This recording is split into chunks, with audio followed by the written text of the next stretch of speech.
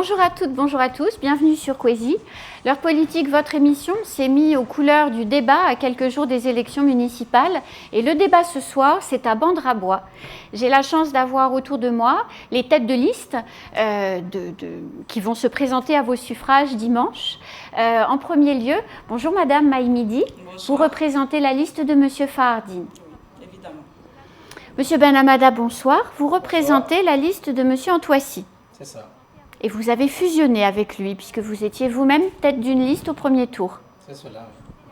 Parfait. Nous allons donc commencer à aborder les différents sujets, les différents enjeux de la commune. Alors tout d'abord, il y a encore des enfants qui ne sont pas scolarisés à Bandrabois. Il y a aussi la problématique des rotations scolaires, la problématique de l'évolution de la réglementation. Alors est-ce qu'à la fin de votre mandat, si vous êtes élu, on pourra en avoir terminé avec les rotations scolaires dans votre commune? Madame. Bonsoir la commune de Bandrabois. Bonsoir les électeurs de la commune. Je tiens plus particulièrement à remercier déjà notre équipe de campagne, mais aussi à remercier notre monsieur Alain Sarmont, que nous avons fait une fusion ensemble. Donc pour revenir à votre question, par rapport à la rotation des élèves. Donc nous, déjà la scolarisation des enfants, c'est quelque chose de très important dans la commune. Donc nous nous engageons quand on sera élu, que tous les élèves, les enfants de la commune de Bandrabois soient scolarisés. Donc, c'est un premier défi. Oui, c'est un premier défi qu'on va relever. Il faudrait savoir que la scolarisation des enfants, c'est quelque chose de très important. Quand même, si l'enfant est scolarisé, elle arrive à se retrouver dans la société. Donc, nous, on va faire la possibilité de construire les écoles. Déjà, on va renouveler les écoles qui sont déjà là, construire d'autres écoles pour que tous les enfants de la commune de Bandrabois soient scolarisés.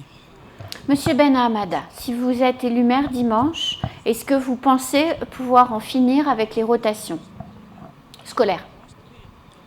D'abord, bonjour à la population de Mayotte, bonjour à la population de la commune de Bandrabois et bien entendu à tous ceux qui nous regardent aujourd'hui. Concernant la scolarisation, effectivement, c'est un enjeu majeur. N'oublions pas aussi qu'aujourd'hui, il y a le Covid qui change la donne.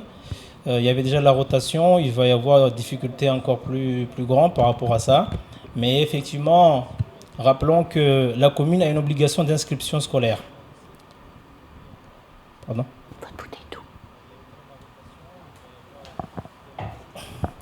Donc je disais, la commune a une obligation d'inscription scolaire de tous les enfants. Par contre, l'État a une obligation de scolarisation. Ce sont des choses à prendre en compte et bien différenciées. Les écoles, normalement, ce devrait être l'État qui doit les prendre en compte. Bien entendu, si aujourd'hui ils ne les prennent pas en compte, nous, en tant qu'équipe municipale, nous ferons tout ce qu'il faut pour que tous les enfants soient scolarisés à la rentrée. Très bien. 38% d'augmentation de population en plus entre les deux recensements, c'est un défi énorme pour la commune de Bandrabois puisque les politiques publiques sont périmées à la seconde où on les pense. Alors, avec cette augmentation et face à cette augmentation de population, Madame, Monsieur, si vous êtes élu dimanche, quelle politique du logement vous allez conduire pour répondre aux besoins de la population ?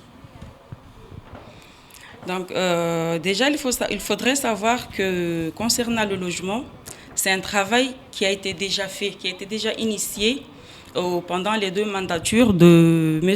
Fahardine Ahmada. Dans tous les différents villages de la commune, il y a eu les logements sociaux qui ont été construits, excusez-moi. Donc, notamment le lotissement de Bandrabois, qui est un lotissement Bandrabois Mairie, qui a été construit à 80% de logements, qui restait à peu près 10 à 15% de logements qui n'ont pas pu être construits et il n'a pas été reconduit. Donc, il y a eu le lotissement du Djoumounié 1 qui a été construit, le lotissement aussi de Djoumounié 2, mais le lotissement de Djoumounié 3 qui était en projet, mais le projet, il n'a pas pu se faire et le maire n'a pas été réélu. Donc nous, on s'engage là-dessus pour que toute la population de la commune soit logée dans des logements décents. Donc déjà, il y avait un projet qui était déjà ficelé et tout. La RHI de Dzumonye Mbamboni, c'est un projet qui a été ficelé. L'allotissement a été déjà fait. Il y a aussi le terrain devait accueillir une centaine de logements pour la population. Mais là, malheureusement, jusque-là, le terrain il est là. Les propriétaires ont eu les permis de construire, mais les maisons, le projet n'a pas vu le jour jusqu'à aujourd'hui. Donc nous, on va s'engager là-dessus pour faire loger toute la population, toutes les familles qui sont en difficulté, toutes les familles qui vivent dans des bangas, toutes les familles qui vivent dans des maisons indécentes. Monsieur Ben Hamada, si vous devenez maire, quelle sera votre politique du logement? Oui, donc sans vouloir contredire madame, puisque on a conclu à la fin que la plupart des projets qui ont été réalisés par la mandature de Fardine, c'était les projets de la mandature précédente qui ont été réalisés. Toutefois, je vais considérer qu'effectivement Fardine a commencé un travail là-dessus. Aujourd'hui, il ne faut pas qu'on considère la population d'aujourd'hui comme celle de 2001 ou de 2008. Rien qu'à Dzumonye, il y a une augmentation de 64% de la population. Donc les enjeux sont un peu différents. Les besoins sont différents. Effectivement, aujourd'hui, il y a un projet qui a été lancé en 2018 par rapport à la résolution de l'habitat insalubre et qui est en cours et qui est déjà en cours par rapport à 5 quartiers les plus prioritaires de la commune. Effectivement. Quel quartier? Si vous voulez, bon. Il y a le quartier Fond de mer de Bouyouni, il y a Nyambotiti de Bouyouni, il y a le quartier Pémide de Dzumonye, il y a Maïvantana de Dzumonye et Front de mer de Bandabois qui sont déjà en diagnostic, parce qu'il faut quand même commencer par un diagnostic avant d'aller plus loin. Mais ceci étant, l'habitat, la construction d'habitat va de pair avec tout ce qui reste en aménagement. Parce qu'on ne peut pas construire des habitats sans qu'il y ait un système d'assainissement, un système d'eau potable. Donc effectivement, c'est un travail assez important. On a les acteurs du milieu qui peuvent nous accompagner, à savoir l'ANRU et l'État. Effectivement, les solutions sont là. Sans oublier l'Interco qui aussi aujourd'hui, si on passe en communauté d'agglomération, aura dans sa compétence l'habitat. Donc ça nous permettra d'avoir plus de moyens et de possibilités de pouvoir construire les habitats pour ceux qui sont dans la précarité aujourd'hui. Mais alors, est-ce que la politique du logement se limitera à la population en difficulté, ou on peut espérer, quand on a un peu les moyens, qu'on n'est pas en difficulté, est-ce qu'on peut espérer trouver un logement dans la commune de Bandrabois? Oui, nous, dans notre projet, on a prévu effectivement, dans un deuxième temps, parce que d'abord, il faut prendre en compte ceux qui sont en difficulté aujourd'hui. Et dans un deuxième temps, on a décidé, nous, de pouvoir construire, surtout dans le village de Dzumonye, un pôle d'attractivité économique. Donc les jeunes entrepreneurs doivent pouvoir s'installer. Et bien entendu, dans l'éducation aussi, la population éducative augmente. Il y aura des jeunes instituteurs qui vont devoir s'installer. Donc effectivement, dans un deuxième temps, on a prévu de construire des logements pour que toute personne, y compris les touristes d'ailleurs, qui viendront, puissent se loger. Madame Almedi. Oui, nous aussi, on part, je dirais, dans ce sens-là, parce qu'il y a quand même une population qui est là, même si... Effectivement, il y a une population qui sont dans le besoin, mais aussi il y a une population qui doit aussi se faire loger. Même si on a un travail, on a un salaire, dans ce cas-là, on pourra loger tout le monde. Alors la commune de Bandrabois compte un taux d'emploi ou affiche un taux d'emploi de 24%, ce qui est très faible, ce qui veut dire que la population est pauvre. Qu'allez-vous faire, madame, monsieur, si vous êtes élu dimanche sur le volet social pour accompagner les personnes en difficulté? Monsieur Ben Hamada. Oui. Alors, concernant le volet social, nous avons prévu de construire une maison pour tous, à savoir une maison qui va regrouper l'essentiel des acteurs du domaine social, et bien entendu accompagner essentiellement les personnes âgées, parce que ce sont surtout ceux qui sont en difficulté aujourd'hui, sans oublier les personnes en situation de handicap qu'on oublie très souvent. Effectivement, nous avons prévu d'avoir une maison qui puisse regrouper l'essentiel des éléments qui nous permettront de prendre en compte ces gens-là. Mais quand on parle de social, ça va aussi dans le côté économique. Et bien entendu, l'insertion des jeunes, le CCAS est un organisme social, mais qui permet également l'insertion. Donc tout ça, c'est un ensemble d'outils qu'on a déjà en main et qu'on compte bien utiliser pour pouvoir mettre en place tout ça. Sans oublier bien entendu ce qu'on appelle l'économie sociale et solidaire. Bien sûr. Qu'on oublie à chaque fois. On parle d'économie, mais on oublie qu'il y a un autre moyen de faire de l'économie sans pour autant penser à la même chose. Merci. Madame Aïmidi. Là, nous, on va travailler avec le CCAS parce que le CCAS, c'est un outil qui est là, qui doit accompagner les personnes qui sont dans la commune, que ce soit les personnes âgées, que ce soit les jeunes ou aussi les jeunes qui ne sont pas scolarisés. Donc, on va aussi travailler avec les associations. Il y a une association de la commune de Bandrabois qui s'occupe des personnes âgées. On va travailler avec cette association-là pour pouvoir insérer les grandes personnes socialement parce qu'ils doivent être insérés aussi. On doit aussi pouvoir travailler avec les jeunes via la formation pour que ces jeunes-là soient insérés professionnellement, pour qu'ils ne retrouvent pas dans la dérive. Alors, la commune de Bandrabois, vous venez d'évoquer la jeunesse. Dans la commune de Bandrabois, plus de 52% de la population aujourd'hui a moins de 18 ans. Alors, ces jeunes habitants de la commune, quand ils ne vont pas à l'école, qu'est-ce que vous allez leur proposer comme activité ou comme moyen de se divertir, de s'occuper? Monsieur Ben Hamada. Il y a plusieurs solutions concernant, parce que là, on va directement aller dans le volet délinquance, en quelque sorte. Ceux qui sont délaissés et qui ensuite font des méfaits. Il y a plusieurs solutions par rapport à ça. Madame a parlé d'associations.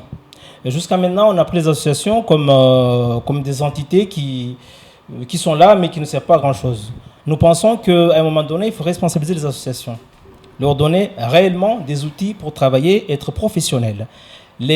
Tous ces jeunes qui sont là ont forcément quelque chose qu'ils aiment faire, que ce soit en environnement, en sport ou en quelque chose. En culture. En culture.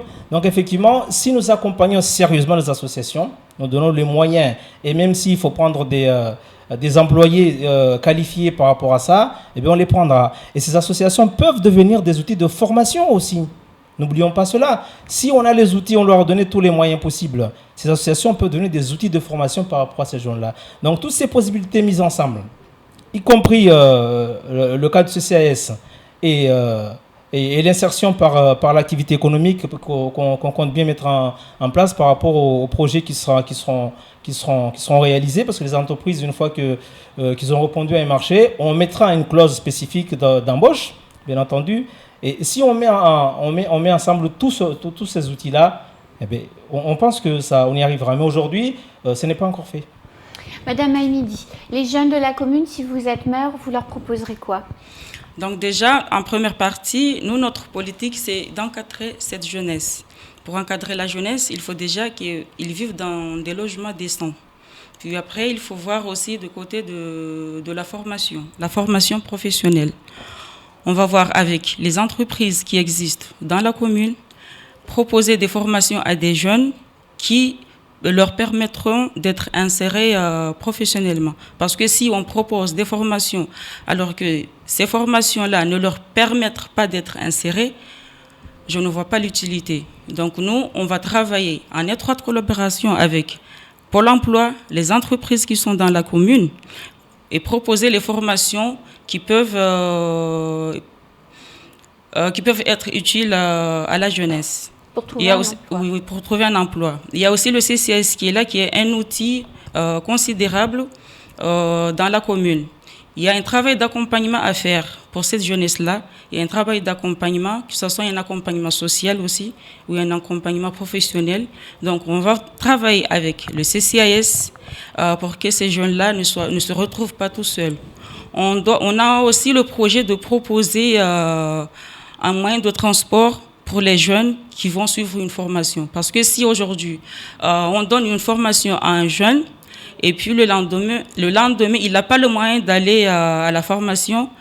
Au bout de compte, il va abandonner. Donc, nous, on va mettre ça en place, un moyen de transport qui les accompagne à leur lieu de formation. Oui, allez-y, bien sûr, Monsieur Benhamada. Je voulais juste ajouter quelque chose de très important parce qu'il faut quand même à un moment donné qu'on donne du rêve à ces enfants. Bien sûr. Et si on prend juste en compte le sport. Aujourd'hui, quand on parle de sport de haut niveau, à Mayotte, c'est quelque chose qui semble impossible. Nous souhaiterons que, à partir de maintenant, nos clubs sportifs soient des passerelles vers le sport de haut niveau. Il faut donner du rêve à ces jeunes. Ils regardent les gens à la télé, ils trouvent ça bien, mais on leur dit jamais qu'eux aussi ils peuvent être comme ça. Bien sûr. Nous, on va leur donner ce rêve-là. Voilà. Et les infrastructures sportives de la commune de Bandrabois permettent cette ambition? Aujourd'hui, cette ambition n'est pas encore possible. On peut déjà essayer de leur inculquer une autre façon de voir, une autre façon de se dire que le sport peut être professionnalisé. Et c'est une vie professionnelle. Ah ben bien sûr, et dans un premier temps. Dans un deuxième temps, bien entendu, la mise en place des infrastructures sportives, y compris les vestiaires qu'aujourd'hui, parce que les stades que nous avons, ce n'est pas des stades, ce sont des aires de jeu. Donc il faut qu'à un moment donné, on puisse avoir des stades avec des vestiaires, parce qu'aujourd'hui, on a aussi la proximité, la mixité avec les filles et les garçons, bien et sûr. c'est ingérable. Donc on mettra ça en place. Quelque chose à dire là-dessus, Madame Maïmedi? Oui, bien sûr. Je vais rebondir par rapport à ce que mon collègue vient de dire. Des infrastructures qui sont dans la commune. Nous avons la chance d'avoir un terrain synthétique dans le village de Bandrabois. Donc, ce terrain, il est pas encore complètement acheminé, mais nous allons prendre l'engagement de terminer ce terrain avec les vestiaires et les tribunes pour que cette jeunesse se retrouve dans un terrain au moins qui est dans la norme. Mais un terrain pour toute une commune, c'est peu. Je reviens, madame. On ne s'arrêtera pas là, mais nous avons le projet de développer tous les autres terrains qui sont dans la commune. Donc, c'est ça aussi ce qui fera que les jeunes s'intéresseront plus au sport. Alors, vous avez, et c'est une des particularités rares à Mayotte, mais vous avez cette particularité à Bandrabois, c'est que vous disposez de foncier, notamment du côté de Dzoumogné, qui n'est pas finalement si loin que ça du port. Alors, comment allez-vous faire en sorte que cette opportunité serve au port, mais vous serve également à vous, et aux habitants évidemment, dans le développement de la commune, Monsieur Benhamada? La question du foncier va de pair avec le schéma le SCOT, le schéma de cohérence territoriale de la communauté de communes qu'on souhaiterait bien entendu changer en communauté d'agglomération puisqu'on dépasse les 50 000 habitants. Effectivement, Koungou étant aujourd'hui la commune la plus peuplée, mais aussi la plus densifiée puisqu'il n'y a plus de place. La politique de la ville permettra effectivement d'utiliser le port et toutes les infrastructures qui seront réalisées et pouvoir les déployer dans la commune de Bandrabois. Ça, c'est une chose qu'effectivement on a prévue et pouvoir réguler tout ça et avoir une politique cohérente parce qu'effectivement la richesse est d'un côté et c'est ce que réclame à chaque fois Koungou, ils ont un peu raison, mais la richesse financière est ici, mais nous avons la richesse foncière. Effectivement, ça sera utilisé sans oublier que cette richesse foncière a aussi le côté agricole qui est dedans. Bien sûr. Et ça, faut pas l'oublier. Aujourd'hui, la résilience dont on parle, le fait de pouvoir produire ici, on a vu avec la crise du Covid-19 qu'à un moment donné, dans les magasins, il n'y avait plus rien. Donc nous voulons professionnaliser l'agriculture maintenant. Il faut arrêter de croire que le lendemain, les choses changent sans qu'on se mette sur table pour pouvoir faire ça. Nous, dès notre élection, on va réunir tous les acteurs de l'agriculture, l'ADAF, le lycée de Coconi, la CAPAM, tout ce monde-là va devoir se mettre sur la table pour qu'on puisse réfléchir comment est-ce qu'on peut déjà motoriser l'agriculture et que ce soit une personne de son côté, chaque personne qui fasse une petite parcelle, mutualiser les parcelles qui sont concomitantes, qui sont côte à côte, pour pouvoir avoir une agriculture réelle qui puisse nous fournir des éléments. Et bien entendu, dans le projet Centre-Bourg dont on parlera tout à l'heure, je pense, il a été prévu de faire un restaurant sur le quai Mguédajou, mais nous on pense que l'agriculture est importante. L'agriculture, la pêche et le tourisme doivent pouvoir avoir leur place sur ce qu'il a. Donc on augmentera par rapport au projet Centre-Bourg, il faudra qu'on augmente cet aspect-là aussi. Donc moi, je reviens sur la question. En fait, c'est le développement économique du territoire. Déjà, il faut que l'interco se mette en place dans le Nord. C'est avec cette intercommunalité qu'on va pouvoir travailler et avec la commune de Koungou et la commune de Bandrabois. Comme vous l'avez dit, les fonciers sont là, effectivement. Il va falloir faire, ça fait partie de notre programme, les créations d'une zone d'activité, donc de Longoni à Bandrabois, que ce soit des activités commerciales ou des activités industrielles, mais aussi des activités touristiques. Donc nous, on va travailler dans ce sens-là. Ça nous permettra en même temps de développer la commune de Bandrabois, mais le zone du port jusqu'à Bandrabois. Alors le temps passe, hein, le débat avance et il ne nous reste plus beaucoup de temps. Je voulais qu'on revienne sur votre projet phare de développement qui est celui du Centre-Bourg qui a déjà commencé. Si vous êtes élu dimanche, comment allez-vous vous approprier ce qui a déjà été fait et le personnaliser selon votre volonté politique, Monsieur Ben Hamada? Pour pouvoir prendre en main un projet qu'on ne connaît pas, il faut déjà refaire un diagnostic. On a effectivement les éléments qui sont là, on a un certain nombre de financements par rapport à la première tranche. Et d'ailleurs, il faut quand même rappeler que ce projet que la municipalité de Fardine entend dire que c'est eux qui l'ont fait, effectivement, ils ont présenté un projet papier. Mais il n'y avait pas les études dessus. Les études, il fallait les faire après. Et bien entendu, je ne défends pas la mandature actuelle s'ils ne l'ont pas fait. Mais il y a quand même du travail. Il y a quand même du travail et le travail ne se fait pas du jour au lendemain. C'est comme le fait de dire que 2001 et aujourd'hui, c'est la même chose. Ce n'est pas du tout la même chose. Les besoins que ce maire a dû faire face ne sont pas les besoins que Fardine a fait face auparavant. Donc effectivement, on va s'approprier cet outil par rapport à un diagnostic rapide, tout simplement.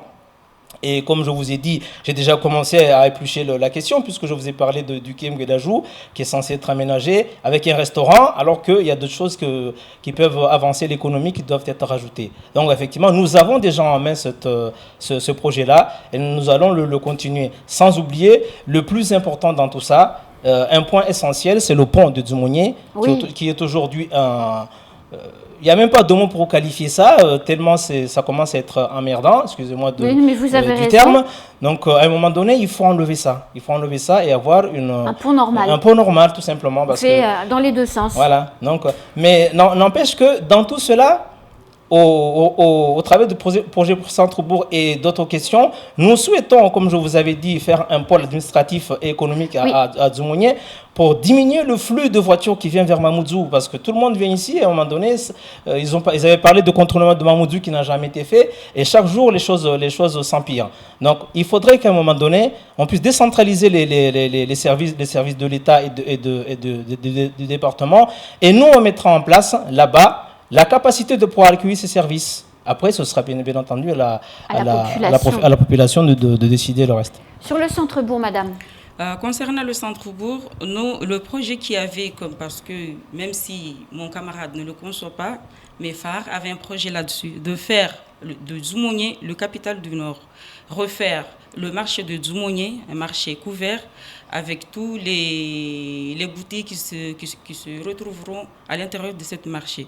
On avait aussi le projet d'inciter des entreprises qui sont plus ou moins sur Mamoudzou de venir s'installer à Dzumounié via la fiscalité et le foncier qui est dans la commune de Bandrabois.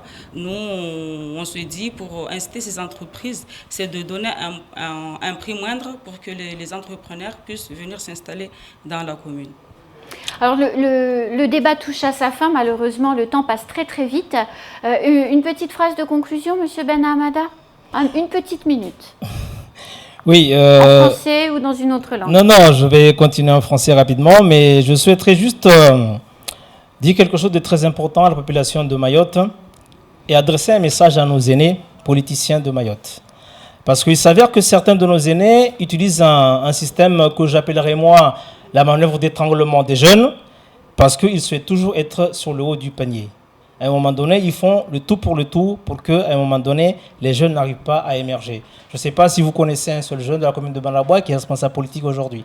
Moi, je n'en connais pas. Et socialiste encore moins. Donc à un moment donné, il faut arrêter.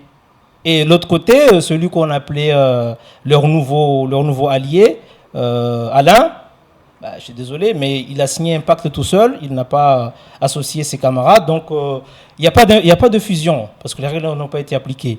Donc aujourd'hui, nous sollicitons l'aide de tous ceux qui étaient avec Alain auparavant et qui viennent chez nous, parce que de toute façon là-bas, il n'aura rien, lui, et encore moins ses camarades s'il les amène. Puisque de toute façon, s'il compte sur 2021 pour être élu, il y a déjà un candidat socialiste qui est déjà là. Mais même si on sait qu'il ne gagnera pas, parce que c'est la tactique de ces messieurs, nos aînés qui sont là, ils envoient les jeunes au casse-pipe, tout simplement, pour qu'eux soient toujours les élus potentiels. Merci. Madame Aïmadi. Oui, je vais rebondir à ce que... minute. Oui, mais il faut juste que je rebondisse. Allez-y. Voilà. Donc, concernant l'alliance que nous avons faite avec M. Alain, c'est une alliance de confiance. Le Parti socialiste n'a pas de candidat en 2021. Ça, c'est sûr et c'est clair. On ne va pas revenir là-dessus. Et tout ce qui, par rapport à ce qu'il dit, qu'il n'y a pas un jeune de la commune de Bandrabois qui émerge en politique. Et pourquoi pas, en 2014, il y a un jeune qui a été élu dans la commune de Bandrabois. Donc, je ne vois pas pourquoi il dit qu'il n'y a pas un jeune qui émerge dans la politique. Ben, Nassoudine, il n'est pas jeune. Je parlais des socialistes. Même nous, on fait partie de la liste de M. Farah. Tous les jeunes socialistes n'ont jamais pu être élus parce que de toute façon, M.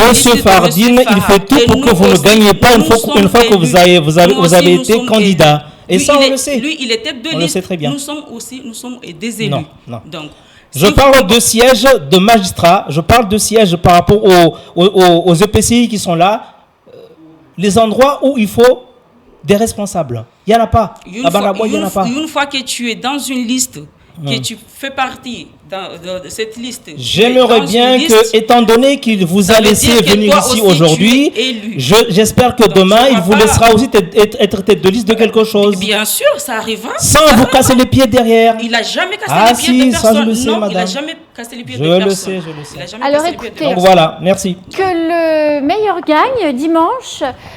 C'est terminé pour ce débat. Je vous souhaite une bonne soirée et je vous dis à très vite sur Kwezi.